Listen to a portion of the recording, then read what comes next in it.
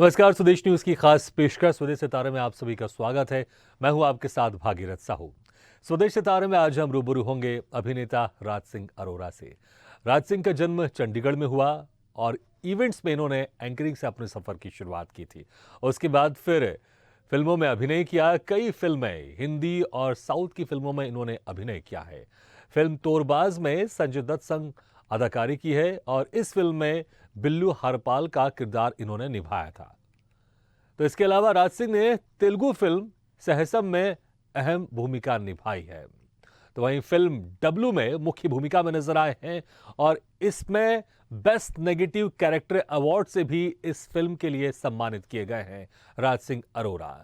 तो the great Indian escape में अहम भूमिका में नजर आए हैं। तो इसके अलावा वेब सीरीज की बात करें तो वेब सीरीज कर ले तू मोहम्मद में साक्षी तंवर के साथ अहम किरदार में नजर आए हैं। तो वेब सीरीज मस्तंगी में नेगेटिव किरदार निभाया है। इसके अलावा तमाम टीवी सीरियल और फिल्मों में भी नजर आए हैं राज सिंह अरोरा। तो आज हम इनसे रूबरू होंगे और जानेंगे इनके अभिनय के सफर के बारे में। और इस वक्त हमारे साथ सीधे जुड़ गए अभिनेता राज सिंह अरोरा। राज सिंह जी, आपका बहुत बहुत स्वागत है स्वदेश न्यूज की खास पेशकश स्वदेश सितारे में। थैंक यू सो मच आप सब लोगों का और आपका भी भागीरथ जी। राज सिंह जी, जैसे हमको पता चला है कि शुरुआत आपने एंकरिंग से की थी आपने, और कुछ आपने न्यूज़ चैनल में भी हमने देखा है, कुछ एंकरिंग की आपने, कुछ जो उनके प्रोग्राम्स होते हैं। लेकिन क्या आप इस एंकरिंग की दुनिया में आगे जाना चाहते थे? आप स्टेज एंकरिंग करना चाहते थे या उस वक्त आपने सोच के रखा था कि ठीक है ये तो मैं कर रहा हूं लेकिन मुझे एक्टिंग की दुनिया में भी आगे जाना है और एक्टिंग में नाम कमाना है?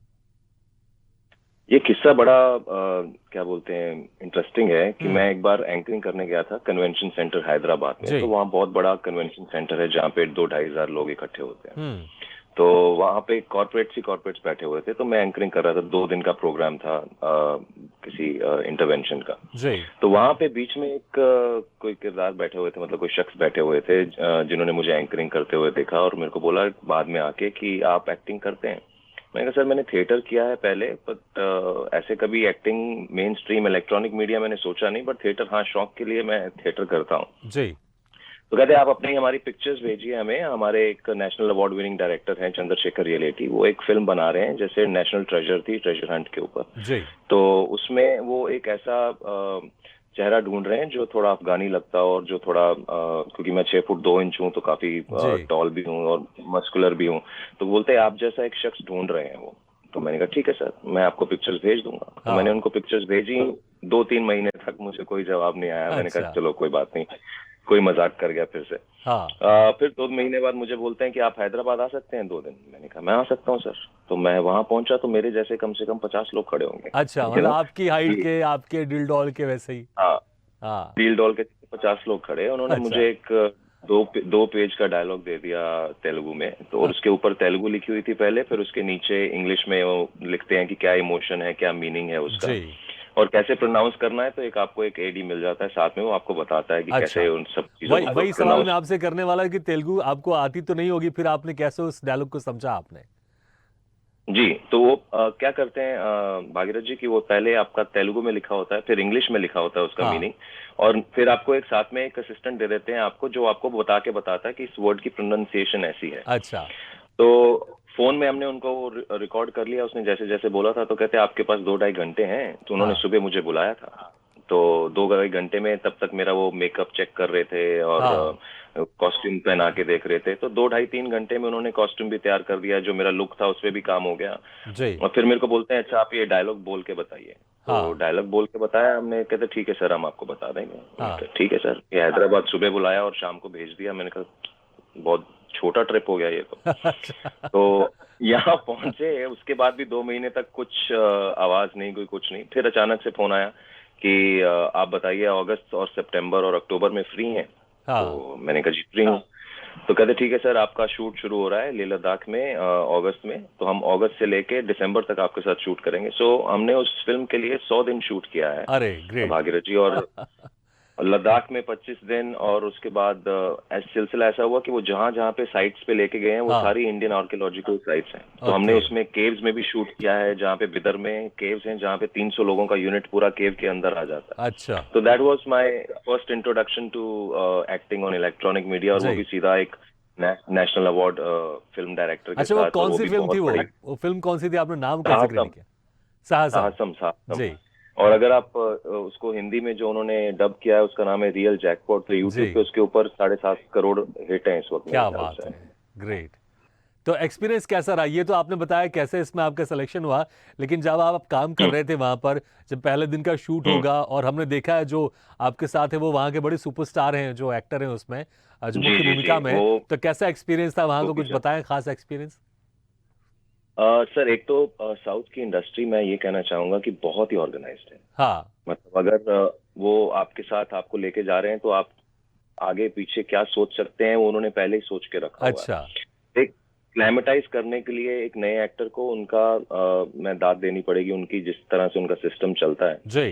तो मुझे पहले दिन डायरेक्टर साहब ने बुलाया, उन्होंने पूरा मेरे को किरदार समझाया। तो उससे पहले मुझे कोई ज्ञान नहीं था कि कैसा किरदार है, कैसा क्या है। हाँ। तो पूरा उन्होंने बिठा के मुझे समझाया कि आपसे ये अपेक्षा है हमारी कि आपको कैरेक्टर ऐसे करना है, आपकी एक्टिंग ऐसी होनी चाहिए, और इस तरह से उसका जो डील डॉल है, चलने का तरीका है, उसकी बॉडी लैंग्वेज ये है, ये सब जी। समझाने के बाद और सोने पे सुहागा ये हो गया कि उसमें गोपी चंद जी थे, और साथ में तापसी पन्नू थी, और शक्ति कपूर थे, और मैं था, जो हाँ। मेन 4 एक्टर है जिनके इर्द गिर्द पूरी स्टोरी घूमती जी। है। तो शक्ति जी पंजाबी, मैं पंजाबी, तापसी पंजाबी। हाँ। तो पूरे सेट के ऊपर माहौल ऐसा रहता था कि जैसे हम तेलुगु फिल्म तो शूट कर रहे हैं पर कहीं पंजाब में कर रहे हैं। तो हम लोग तो खाना भी उसी हिसाब से होता था, बातचीत भी उसी हिसाब से होती थी। और जी। Shakti Kapoor is a very interesting person. जी। उन्होंने मतलब उनका जितना एक्सपीरियंस है, हाँ। 700 फिल्में कर चुके हैं हर जबान में, तो उनके किस्सों के दौरान 100 दिन कैसे बीत गए पता ही नहीं लगा बस। हाँ। बट एक्सपीरियंस बहुत अच्छा था। कुछ नई चीजें थी, पर उन्होंने मुझे बोल दिया था पहले ही, 2-3 महीने पहले ही, कि आप ये ट्रेनिंग पूरी कर लो। तो मैं यहाँ से पूरी अपनी फिल्मी एक्शन की और घुड़सवारी की ये सारी ट्रेनिंग में पूरी करके गया था। हाँ। जी। अच्छा, लेकिन वो जो संवाद था, संवाद क्योंकि हमने अक्सर देखा है, अ, जो संवाद थे आपके, क्या आपने बाद में उसको खुद ही डब किया था, या फिर हमने कुछ लोगों से ये भी सुना है कि 1 2 3 कुछ बुलवा लेते हैं फिर बाद में उसको डब करवा लेते हैं, या फिर आप प्रॉपर, आप जो उस भाषा को, तेलुगु भाषा का आप बोलते थे, उस संवाद को बोलते थे, याद करके आप बोलते थे? कैसे आप उस संवाद को आप ग्रास्प करके आप बोलते थे? क्योंकि बड़ा मुश्किल होता होगा, क्योंकि उस फीलिंग के साथ, इमोशन के साथ उसको याद करना, फिर उसको बोलना। नहीं सर, भागीरथ जी, ये बहुत बड़ी एक अपने आप में एक कला है जो हाँ।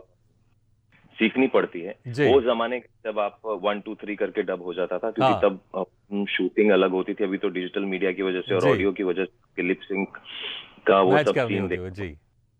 तो अभी हमने डायलॉग मैंने खुद बोले हैं तेलुगु में, तो अच्छा। हमको जो सीन थे वो पूरे पहले मिल जाते थे, और हमको बताया जाता था कि कुछ भी आपके ये जो डायलॉग्स हैं ये आप याद करके आएंगे। ओके। तो हम याद करके जाते थे, और जो ऊपर नीचे थोड़ा सा वो होता था, प्रोनाउंसिएशन में प्रॉब्लम होती हाँ। थी, तो हमने हमने 2-2 पेज के डायलॉग याद करके गए। तो क्या मुझे बात आज है। भी, और वो उस हिसाब से याद किए हुए हैं कि मुझे आज भी अपनी फिल्मों, उस फिल्म के 2-4 डायलॉग याद है, तो जैसे राज सिंह जी कि बिल्कुल वो सुनना चाहेंगे, फिर तो वो कुछ डायलॉग जरूर सुनना चाहेंगे आपसे।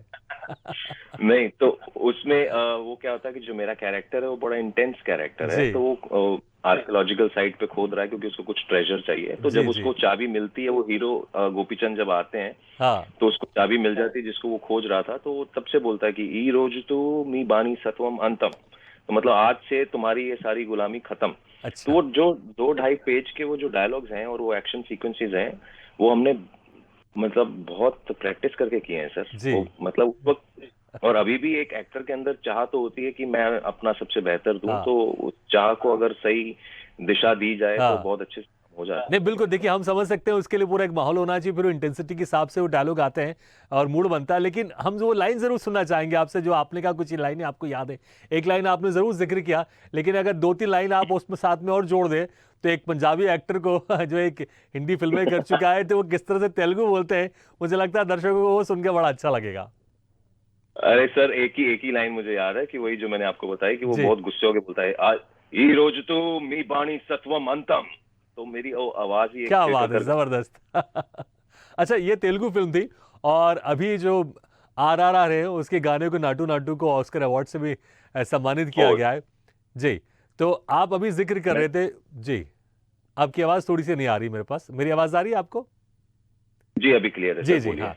तो अभी जो RRR है वो भी तेलुगु फिल्म है, और हालांकि वो तो अब मैं बोलूंगा वो तो पूरी एक इंडियन फिल्म है, क्योंकि उसको हिंदी में भी इतना, जब डब होकर आई थी उसको हिंदी में भी उसको इतना प्यार मिला, वो हमारी एक भारतीय फिल्म बन गई है, ना कि किसी क्षेत्रीय फिल्म से। लेकिन अगर हम बात करें कि ओरिजिनल किस किस भाषा में वो फिल्म बनी, तेलुगु में बनी थी, और आपने साहसम भी आपने तेलुगु में की थी, और आप जिक्र कर रहे थे साउथ इंडियन फिल्मों का, तो वो क्या खास बात है, आपने उसको महसूस किया होगा कि आखिर जो ट्रिपल आर के गाने को ऑस्कर अवार्ड मिला। आप क्या कुछ इस पर कहना चाहेंगे आप?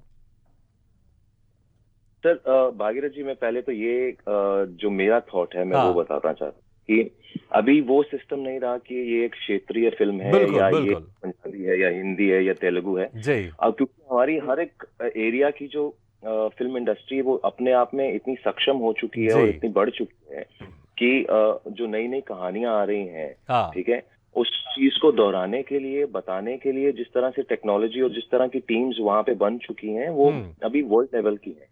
अगर आप सिर्फ ये कहें कि हिंदुस्तान की को सिर्फ बॉलीवुड से जाना जा सकता है या हिंदी हाँ, फिल्म इंडस्ट्री से जाना जा सकता है, ये बहुत बड़ी गलतफहमी है। बिल्कुल और अगर अगर आप ये सोचें कि सिर्फ एक ही पक्ष है जो हम दिखा सकते हैं, वो भी बहुत बड़ी हम्म। गलतफहमी है। अभी तो इतने अच्छे नायाब डायरेक्टर्स आ गए हैं जिन्होंने कहानियां लिखी उस हिसाब से हम्म। हैं। और हिंदुस्तान की सबसे बड़ी जो सबसे अच्छी बात मुझे ये लगती है कि अगर 100 किलोमीटर दूर आप चले जाएं तो वहां पे कल्चर भी चेंज हो जाता है, जबान भी चेंज हो जाती है, बिल्कुल खाना भी चेंज है, पहनावा भी चेंज है। तो नेचुरली उनका जो एक मेक बिलीफ होगा, जो उनकी कहानियां होंगी, वो हर क्षेत्र की अलग है। तो बिल्कुल। अगर हर क्षेत्र की कहानी अलग है तो उस क्षेत्र को एक कहानी दोहराना, उसको बनाना, उसको, हाँ, आरआरआर से हमारा ये हुआ कि हमारी वर्ल्ड वाइड जो एक्सेप्टेंस थी, जो एक ब्यूटी थी हमारी फिल्म मेकिंग की, वो हाँ, उसके सामने आई है। बिल्कुल। और ऐसा नहीं है कि हिंदुस्तानी मतलब इंडियन हिंदी फिल्म इंडस्ट्री में ऐसी फिल्म्स नहीं बनी। संजय लीला बंसाली जी ने बहुत बेहतरीन फिल्म्स बनाई जी। हैं अगर आप देखें तो। नहीं, इसमें कोई पर शक नहीं, अभी इसमें कोई शक नहीं। जी। वो अगर आप मैग्नोनिमिटी देख रहे हैं या उसका एक बहुत बड़ा हाँ। क्या बोलते हैं, पर्दा देख रहे हैं कि बहुत बड़े स्केल पे बनी है, जी। तो पहले भी हमारे यहाँ पे पिक्चर्स बनी है। पर अभी बिल्कुल मूवीज जो अभी आ रही हैं वो ऐसा है कि हर हिंदुस्तानी उससे क्यों कनेक्ट कर रहा है, क्योंकि उनको पता है कि एंड ऑफ द डे ये एक हमारे ही देश का एक कोना है जहां से एक बिल्कुल। कहानी निकल के आई है। बिल्कुल, और बिल्कुल राज सिंह तो जी, और यही यही वजह है कि किसी भी भाषा में वो फिल्म की शूट हो, लेकिन जब वो डब होके दूसरी भाषा में जाती है तो उतना ही प्यार उसको उस भाषा में मिलता है। चाहे हिंदी फिल्मों को साउथ में देख लें या साउथ फिल्मों का हम हिंदी बिल्ट एरिया में देख लें, उतना ही प्यार उनको उस भाषा में मिलता है। अगर हम बाहुबली की बात कर लें या ट्रिपल आर की बात कर लें, हिंदी बिल्ट में भी उनको इतना प्यार मिला है, लोगों ने बहुत पसंद किया, इसमें कोई शक नहीं है। और हालांकि समय बहुत कम है, लेकिन आपका इतना सारा काम है ना, हर चीज़ों पे तो बात करना मुश्किल है, लेकिन इंपॉर्टेंट इंपॉर्टेंट चीज़ों में हम जरूर बात करना चाहेंगे। एक फिल्म है आपकी और जी तोरबाज, इसमें आपने संजय दत्त के साथ आपने बहुत अहम किरदार निभाया, और बिल्लू हरपाल का आप इस कैरेक्टर में नजर आए आप। तो कैसा जी जी एक्सपीरियंस जी। था इस फिल्म का, क्योंकि एक बड़ी इंटरेस्टिंग फिल्म थी ये, और हमने बहुत सारे आर्टिकल्स भी देखे हैं आपने कि जिसमें संजय दत्त को लेकर आपकी उनके साथ जो एक शूटिंग का दौर रहा है, आपने एक्सपीरियंस साझा किए हैं, तो हम चाहेंगे कुछ आप खास पल भी हमारे साथ साझा कीजिए आप। सर ये फिल्म जो है ये बहुत करीब है मेरे। जी। एक तो जो हमारे डायरेक्टर हैं गिरीश मलिक, उन्होंने एक सब्जेक्ट बहुत अच्छा लिया था कि हाँ। अफगान में जो लोग बच्चे रिफ्यूजी हो जाते हैं और वो उनको ह्यूमन बॉम्ब बना दिया जाता है, अगर उनको सही ढंग से दिशा दी जाए और उनको हम्म। सही ढंग से एक ऐसी चीज दे दी जाए जिससे वो सब बाइंड हो जाएं, जैसे क्रिकेट है, क्योंकि क्रिकेट जो है ईस्ट एशियन कंट्रीज में या साउथ एशियन हम्म। कंट्रीज में बहुत खेला जाता है। तो अगर एक क्रिकेट के माध्यम से उन्होंने ये दर्शाना चाहा कि अगर हर एक बच्चे को सही दिशा दी जाए तो ये सारी चीजों से वो परे होकर अपनी एक नॉर्मल जिंदगी जी सकता है। बिल्कुल। और इस फिल्म में संजय दत्त साहब जी ने बहुत कमाल का काम किया है, क्योंकि उनका एक जो सॉफ्ट साइड फिल्मों में बहुत कम देखने को मिलता हाँ। है, इस फिल्म में दिखा है।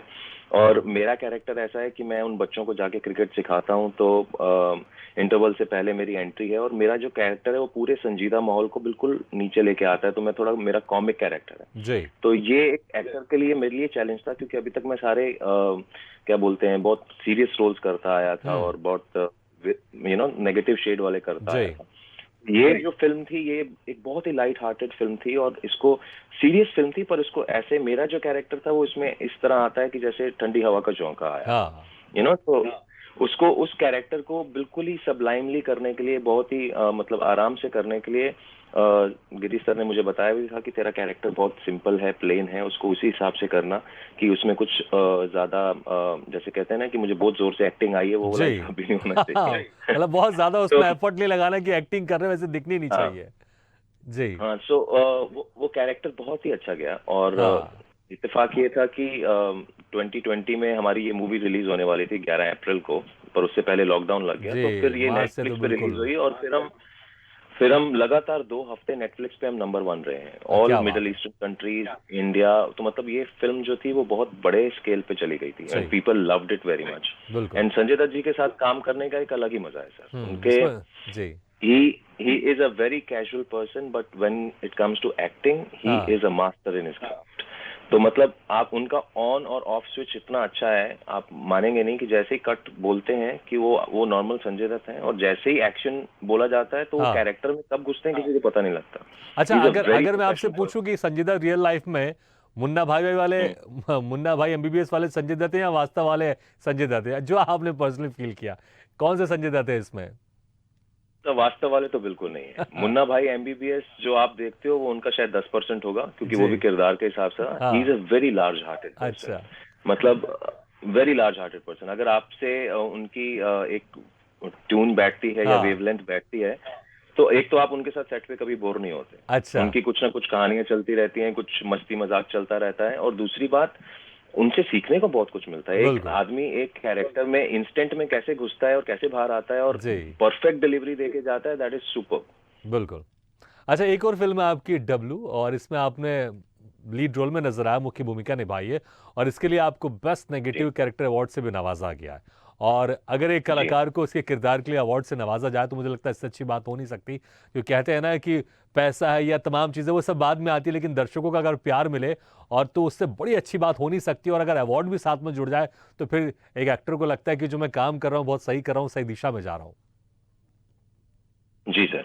तो ये फिल्म जब आई थी, मैं आपको ये भी बताऊं कि ये तरुण मदन चोपड़ा हमारे डायरेक्टर जी। हैं, और दब्बू मलिक जो थे वो इसके कहानीकार हैं और प्रोड्यूस भी किए उन्होंने साथ में। हम्म। तो इसके लिए इन्होंने बॉम्बे में मैसिव हंट रखा था, जिसमें इन्होंने कम से कम 60-70 लोगों को ऑडिशन किया था, जी। बुलाया था। फिर उसमें से अच्छा हमारी अच्छा, वर्कशॉप हुई इसमें थी, फिर इसमें एक उसमें चीज से। जरूर मैं कहना चाहूंगा, 60-70 लोग में सबसे अलग आप जरूर दिखते होंगे क्योंकि 6 फीट 2 इंच आपकी हाइट है। नहीं नहीं नहीं, अगर आप मेरे जो को एक्टर्स हैं उनको भी देखें, हम अच्छा। तीनों 6 फुट के हैं। अरे। ओके, तो आपसे मैच तो करते जो होंगे, हम सारे के सारे लोग रखते होंगे डायरेक्टर भैया ये 6 फीट 2 इंच इनकी हाइट है तो कुछ मैच रखो, नहीं तो बहुत कैमरे को ऊपर नीचे करना पड़ेगा। सर, हमें एंड मोमेंट तक मालूम नहीं था कि मैं कौन सा रोल कर रहा हूँ। अच्छा। तो ये फिल्म ऐसे शूट हुई थी कि तरुण सर ने सबको ओपन दिया था कि अगर आपकी परफॉर्मेंस कैरेक्टर के हिसाब से बैठती तो आपको वही कैरेक्टर मिलेगा। अच्छा। तो उसमें जितने भी लोग हैं जो मेरे को स्टार्स हैं, वो दोनों दानिश और अभिजीत अजीत, अगर आप देखेंगे तो वो दोनों के दोनों क्या बोलते हैं, 6 फुट हैं। They well built and brilliant actors both of them. जी। पर ये जो कैरेक्टर है वो कैरेक्टर ही ऐसा था सर कि ये अपने वेद पुराण और हिंदुस्तान की संस्कृति से बहुत जुड़ा हुआ हाँ। कैरेक्टर है। और ये जो वेस्टर्नाइजेशन जो इंडिया में आ रही है, जो आहिस्ता आहिस्ता हमारी हम्म। न युवा पीढ़ी को जो आहिस्ता आहिस्ता खाती जा रही है, कि हम अपनी ट्रेडिशंस भूलते जा रहे हैं, जी। अपनी संस्कृति भूलते जा रहे हैं, and we are trying to adapt to हाँ। द वेस्टर्न फ्रंट, कि हम उनकी तरह हो जाएं या हमारी एक एक्सेप्टेंस हो जाए वर्ल्ड में या जी। कुछ ऐसा।